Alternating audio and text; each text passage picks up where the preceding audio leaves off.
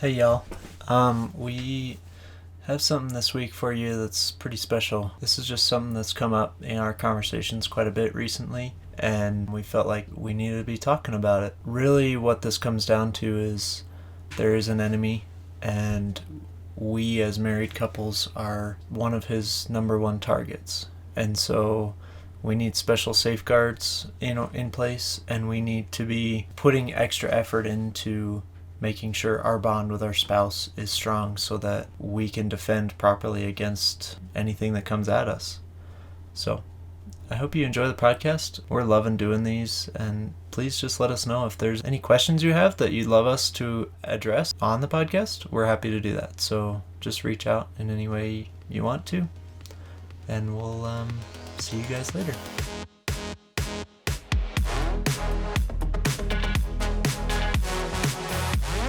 Okay. Welcome to this week's episode of the You Me Us Together podcast. We're the Roots, still. Yep. I'm Cambria. And I'm Noah. Cool. Yeah. Glad we cleared that up a little. Yeah.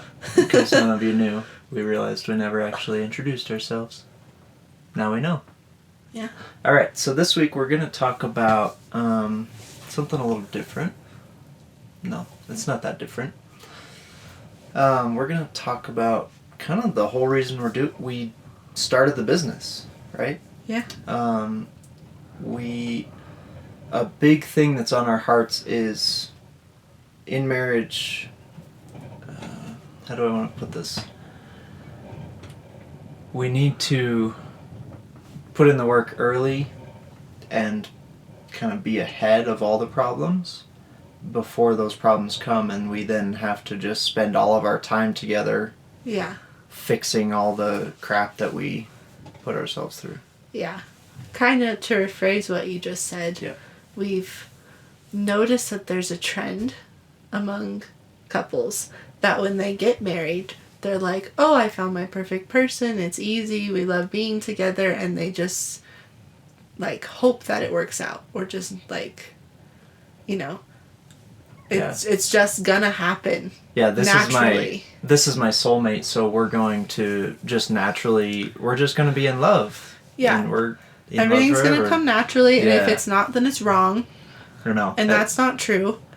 But then further down the road, years down the road, they realize that there's all this crap they have to deal with now, and they have to go back and fix it because all these issues arise that they would push down or they didn't realize. Exactly. And now suddenly they have to backtrack to fix all these things. Yeah. So instead of doing that, we're going to start our marriage off strong with work instead of just hoping, I hope this works out. I really do. Right. And a lot of people, that's why divorce rates are the way they are. That's a big part of it, right? Is because we, as a society, have decided, oh, you need to find your perfect person. There's the person for you. You're going to fall in love, and it's just going to come naturally. And then when things get hard, people are like, oh, it must not be right. And they just get out. And that's not at all right. It's not the way we're designed. And so rather than getting up to those problems and being like, okay, we know we want to stay together because we know that's what's right. How do we fix it? We want to instead come into it equipped with how are we going to communicate best? How are we, what's our schedule for sex going to look like? How, stuff like that. Because it's like, how do we want to combat the things that are going to come up before they actually do. Yeah. Exactly. So, that's the idea. Yeah. I think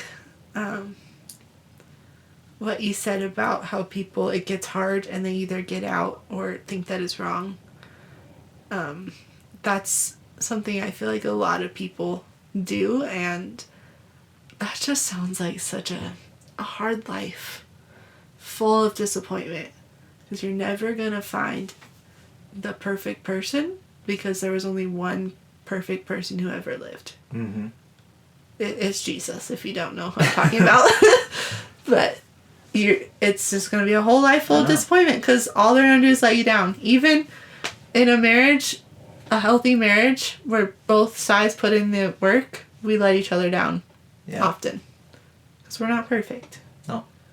No matter how hard we try. And that's something you need to understand. And that's the whole... going into marriage, even. That's the whole honeymoon period they talk about, right? Yeah. It's like, we both just think we're amazing, and you can't do any wrong, and then... Yeah. We all know the point when the honeymoon period ends, and it's like, well, that was fun. But yeah. Let's get to reality here and actually put in the work. Yeah. Did you feel like we had a honeymoon phase? I think so. We fought on our honeymoon. And so... Yeah. It's kind of rough. Yeah. Honey. Our honeymoon was kind of rough. I had a really bad sunburn because I didn't wear any sunscreen with my dress. So bad that when you put aloe on me, it started to burn instead of cool. Like, it stung, and it hurt so bad. And you had this giant cut. Should I say where it was? I got the road rash. Should I say where? Sure. On your butt. This road rash on his butt cheek. From his dirt biking bachelor trip. That was all like gross and gooey and yeah, it was not good. It was, yeah, and there was... We had some conflicts. We had some... Uh-huh. We loved our honeymoon, though. Oh, it was so fun. It was so fun. Yeah, but I think we knew going into marriage, like, we need to put in the work to make this work, because we had to put in so much work to make our dating work and our engagement work. Right, we were... Especially our engagement. Yeah, well, and we were long distance for the first 6 months of dating. Yeah, and for... It set an interesting foundation for that. It set a good foundation. Yeah, I think so. And for at least half of our engagement, I had mono and was super sick and just couldn't do anything. And, you know, it took work to even deal with that. So... Yeah. It's something we expected. Yeah.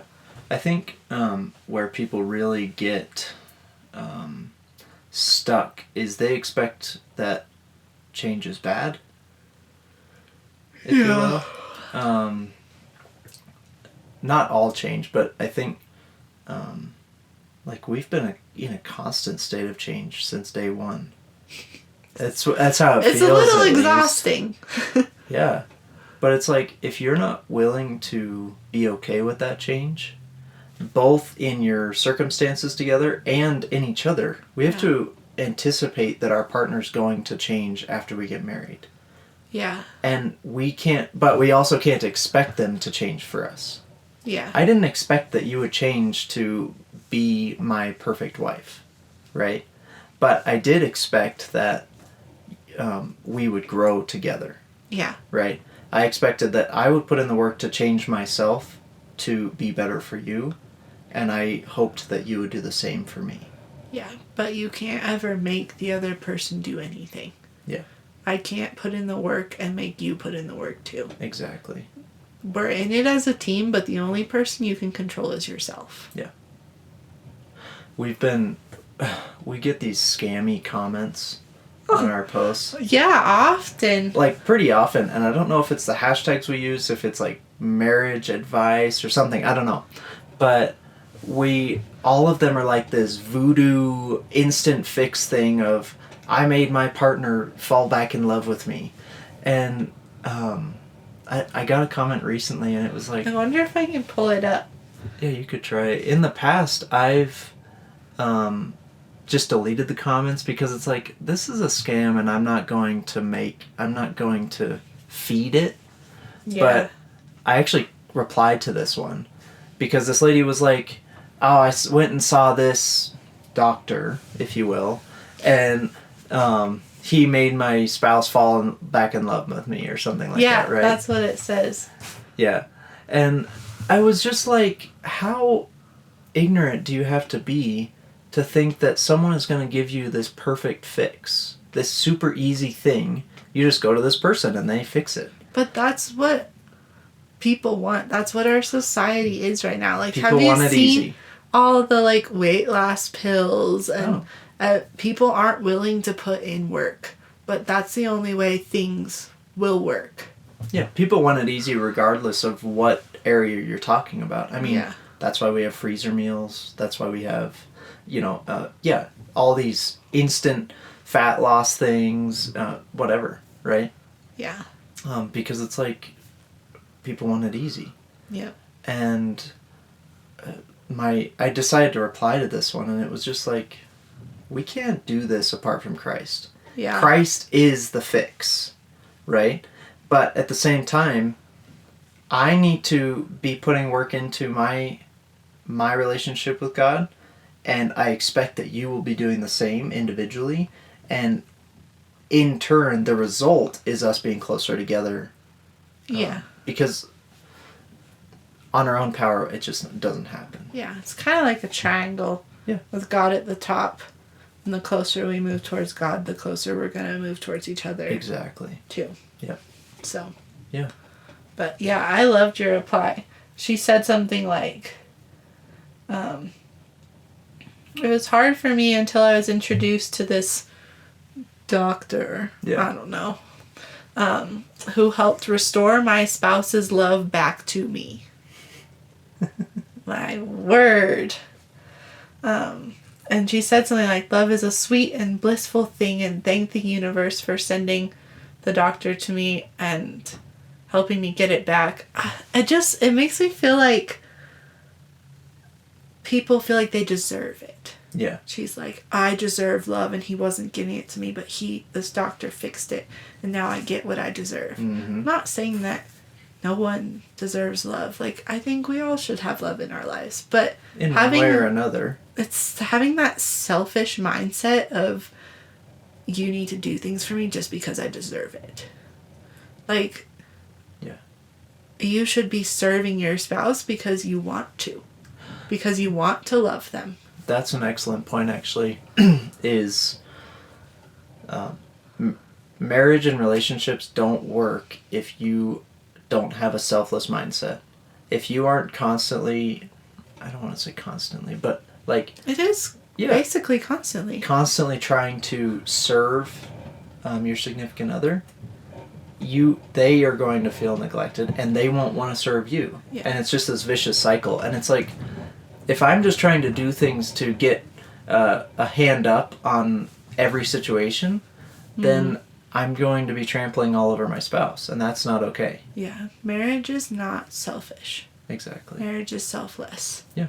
I'm not saying you can't be selfish at times. Like, say, my back is really hurting. Could you please massage it for me? Yeah, but I wouldn't even say that that's selfish. But it's you saying you need something. But my point is, you still need to focus on yourself sometimes. Mm-hmm. Say things like I just said, like, my back is hurting. Yeah. Can you please rub it? Not work yourself into the ground for your spouse. Yeah, and that is something... But because it's a team. It's not a one-sided, I do everything for you. Yeah. This doesn't negate self-care. No. Because we both need self-care in very different ways. Yeah. And so if we're not taking care of ourselves, we then can't love each other in the best way possible. And so it's a balance. To do life with somebody else requires give and take. It requires a selfless attitude. Yep. Or else it's just going to be conflict after conflict because you're both selfish, only thinking about yourself. Yes. And that's not going to work, and that's not how it was designed to work. Exactly. Yeah. Yeah. But we need to be modeling God in our love. Yeah. That's all it comes down to. That selfless, unwavering love. Yeah. And that's kind of what you said in your reply to this lady. You said, it's not our job to change our partner. That's good. Thanks. Good statement. God is the one who changes hearts. Please don't be fooled by people offering an easy fix out there. A fulfilling and fruitful marriage is impossible without Christ in the center. And that's the main I think that's the main point there. Like, we talked about how we want to be ahead of problems now so they don't happen later, and the easy way to do that, if you're listening here just to find the easy fix, first of all, there's not a super easy fix, but the answer is Christ. Yeah. And putting him in the center. Exactly. So, if that's why you're here, it's just for the answer, that's it. Yep. Fill in the blank. God. Yeah. Jesus. There's a lot of pieces to it, too. It's not one... I don't believe it's one thing does everything. Yeah. You know, there's this ladder that we talk about continually where it's like, God is at the top for each of us individually, and then below that is my spouse. Below that is maybe, if you have kids, your kids, right? Yeah. For level of importance. For level of importance. Yeah. Exactly. And then below that, you've got friends and family and, all of the other people in your community, which all have importance, but not near the importance of God or our spouse. Mm-hmm. And your spouse does not have near the importance as God. Of course. And that's a mistake a lot of people do is they put their spouse as number one. Yeah. And God gets the leftover. Yeah. And it's so easy because you're physical. You're right here. I can touch you. Right. Well, and it's simply like the things that I choose to do with my day directly affect you. Yeah. Or the things that you do towards me, they can hurt me, they can make me feel loved, whatever. Yeah. But it's harder to hear God and feel that if you're not in constant communion with him, because I think both of us can think of instances where we can remember, man, I was so much better connected in my spiritual life, and all of these things lined up so much better, and I felt more full, and I felt just simply better. Mm-hmm. Yeah, but my point was, I think it's easy to forget about God because he's not right there. Right. I can't physically see him. I can't physically touch him. I've never, actually heard him. Actually heard a voice. Mm-hmm. And you're, it's hard to forget you. Because you're there. I'm here. Whenever I look, you're right there. I know. It's a curse of working from home. But that's something I've realized is that it's easy to forget about God because you don't see him. Yeah. And therefore, he doesn't get put at slot number one. You get put in slot number one. Yeah. And you should be important, but not more important than God. Right. Yeah. So. Yeah. That was a little bit of a rabbit trail. From the whole thing topic. Was. But that's okay. The biggest thing is finding tools around you that can really help you to move forward. Yeah. Right? We we have this amazing opportunity to work at marriage conferences. We work at 4 to 6 a year, let's say. Mm-hmm. And we do all the technical stuff, so it's not like we're speaking at these conferences. Maybe someday we will. I don't know, maybe. But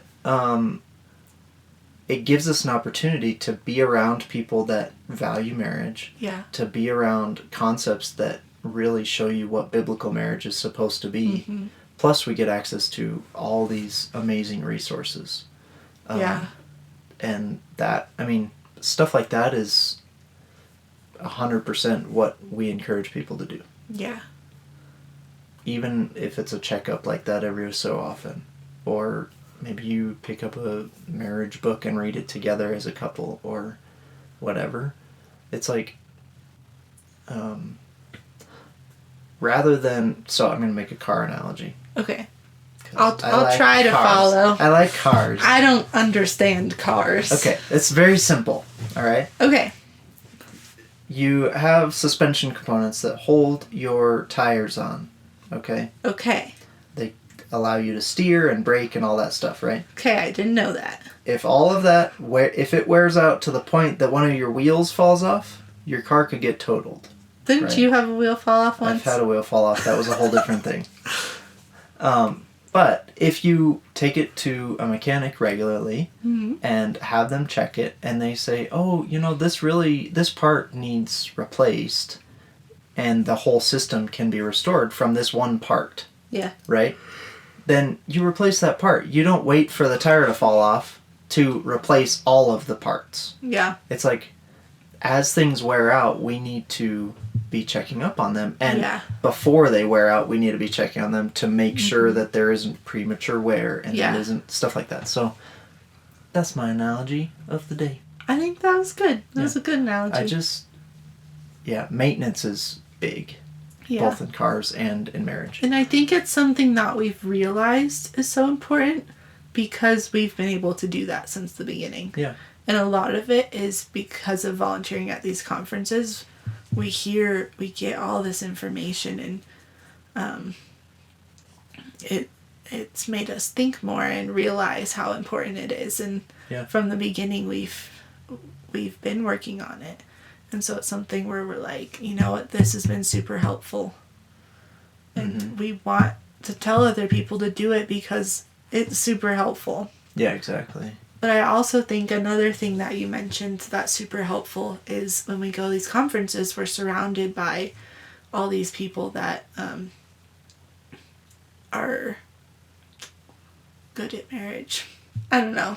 All these good people models. that have good models and they have the same views Absolutely. as us. And I think that's really important piece to it is surrounding yourself with people that you want to be like. Yes. And I'm going to add on to that. Also being around people that also want to be working on their marriage are spending that time to to actually work on it, because then you can work together and you can bounce ideas off each other and stuff, right? Because both of those pieces of your community are super important. Yeah. In my opinion. The people you surround yourself with has a big influence on your life. If you want to have a super healthy marriage, but the only people you hang out with are people who don't believe in marriage or, people that party all the time. Yeah, then it's going to be so much harder for you. Not that partying is bad, by the way. Yeah. We like to party. Partay. But not every day. But you get my point. Surround yourself with people who have the same mindset as you and the same goals, and also people who you look up to. Absolutely. People who are already where you want to be. Yeah, and that's... Although, for I do want to specify, for marriage, you don't get there. The whole thing is still a process. So me saying, looking at a couple that's been married 50 years and saying, I want to be there, they're still growing too. They haven't made it. Mm-hmm. You won't make it. But seeing their example of marriage and saying, I want that in 50 years. Yeah.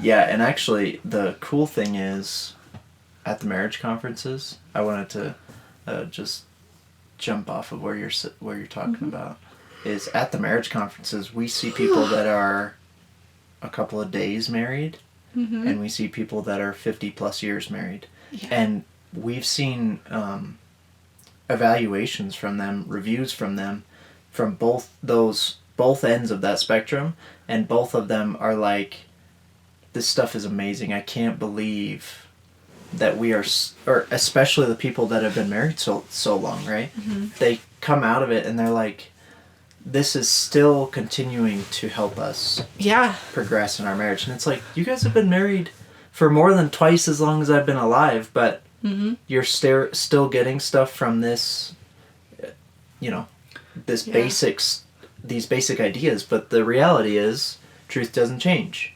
Yeah. I think it's also cool when you have people that attend the marriage conference multiple years in a row, and they're still getting stuff from it. Yeah, it's like, it's all the same content for them, essentially. Yeah. Yeah. Super fun. Yeah. One thing I really love about the marriage conferences we do, which, did we say what they were? No. They're called A Weekend to Remember. Yep. By Family Life is the ministry that we volunteer with. Yep. And they're more, Sometimes I don't like to use the word conference because I feel like that word is a turnoff. Like, ugh, conference. It's a marriage retreat? Yeah, it's kind of like a retreat because it's 3 days. Yeah, it's an in-between of a conference and a retreat because it's not a super small group. I mean, we have events that are over 1,000 people. Some, not all of them. Some events. But we also, there's a lot of sessions. Yeah. A lot of learning. It's like trying to drink from a fire hose. Yeah, there's a lot of information given, and if you try to take in every single piece, you'll be a little overwhelmed. Yeah. But it's super fun too, because they're at resorts, and you can. There's time scheduled in for connecting. Yeah. As a couple, not just learning it from a class. Yeah. So where I was getting at with the retreats is, like you said, they're at nice resorts and they encourage you to find a place to stay. It doesn't have to be at the resort. It's easier to be at the resort, but find a place to stay that's not your home. Mm-hmm. That's just the two of you, and they encourage you to you can't bring kids. Kids aren't even allowed. Yeah. And to not stay home with your kids and just have this time dedicated to the two of you. Absolutely. And they plan in a date night, and it's not just listening, like there's some activities in there too, and it just, I don't know. It feels refreshing, even though I'm not attending, I'm working it. It still feels super refreshing. Like, absolutely. I just loved getting this time away.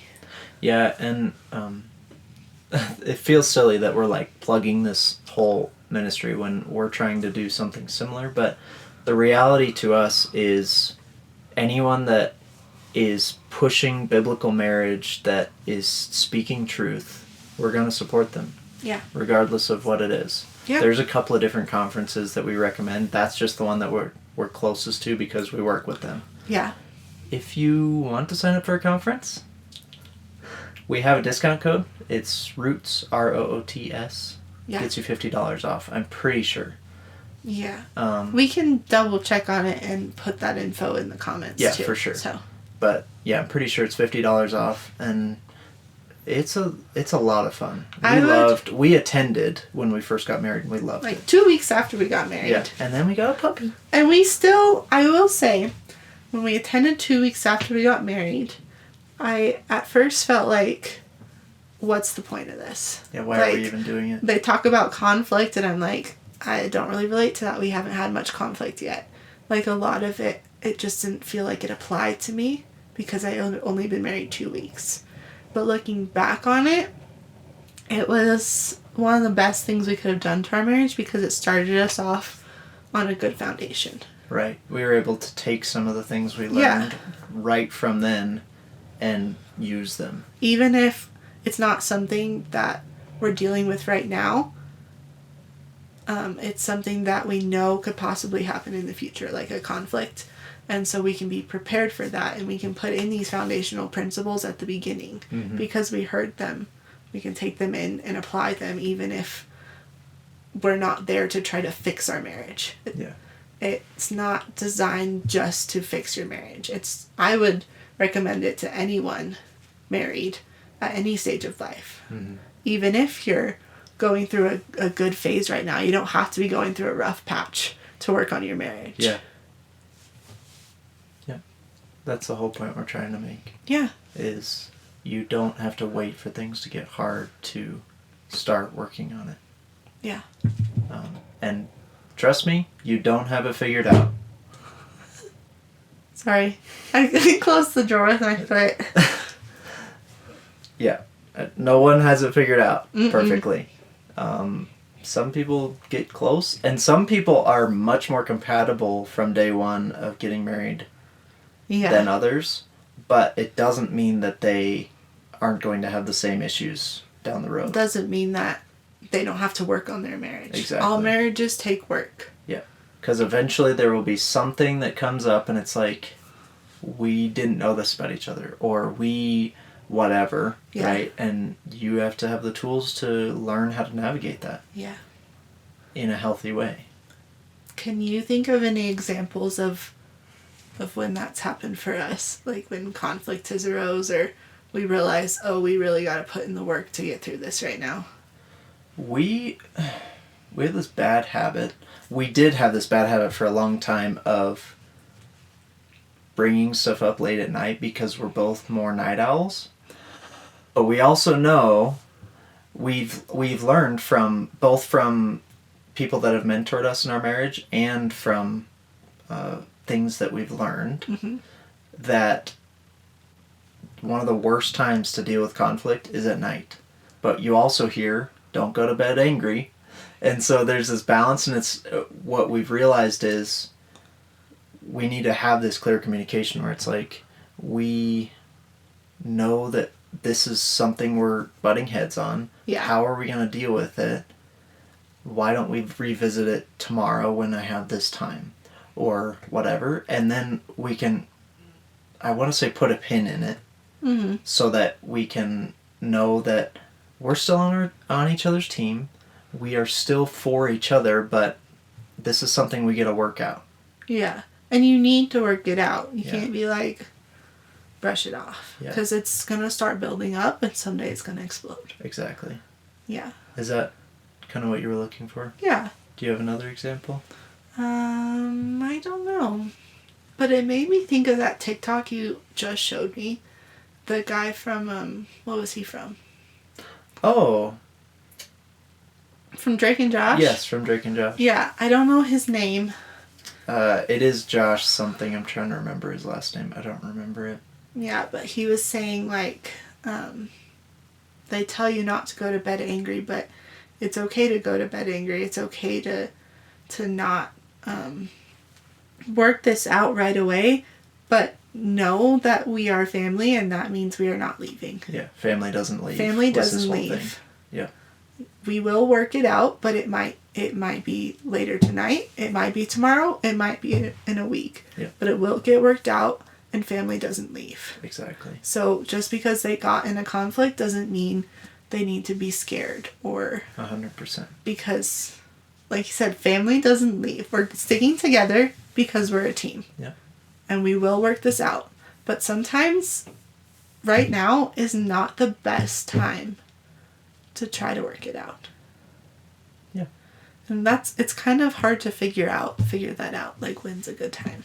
Yeah. But our rule is don't talk about important stuff after it gets dark. Yeah, once the sun goes down, we don't talk about really heavy stuff. No, because it just leads to conflict a lot, and I think Satan knows that that's where he can get in. We're both tired, and because we're tired, we get irritated more easily, and he knows that. Absolutely. So. Yeah. Because we do our marriage journal, which we mentioned before, every week. Yep. We used to try to do it in the evening, and we can't do that. No, we didn't. That's how we discovered we needed the rule of no talking about deep stuff after it gets dark. Our marriage journal, it was supposed to take a year. It took us 2, right? Or over 2. It took a while. Yeah. Because for the first 6 months, we were trying to do it that way, and we finally were like, we just can't do this. We gave up on it for a while. It just creates conflict whenever we bring it up. Yeah. And something happened when we realized we need to try a different time of day because we know this is important. We know it's super valuable, but we cannot. Satan knows what's important, and he gets in there. Absolutely. You can kind of tell when something's important is because it's hard and there's conflict. Mm-hmm. Because he doesn't want you to have a healthy marriage. Absolutely. And so if we're doing something that's going to really help our marriage, you better bet he's going to be right there trying to get in between it. Yeah, Satan knows that we are stronger as a unit instead of individually. And he's going to attack each and every one of you that is early in your marriage. He's going to attack you. Yeah. And so recognizing he's here. He is going to be at our throats trying to get us to pull each other apart. Because he knows that we are stronger than him if we are together and if we are together with God between us. Yeah. So we recognized that he was getting in there. Yeah. And so we decided, you know what? We need to make this work. but how we're doing it is not working, so how can we make this better? And we decided to try to do it in the mornings. Yeah.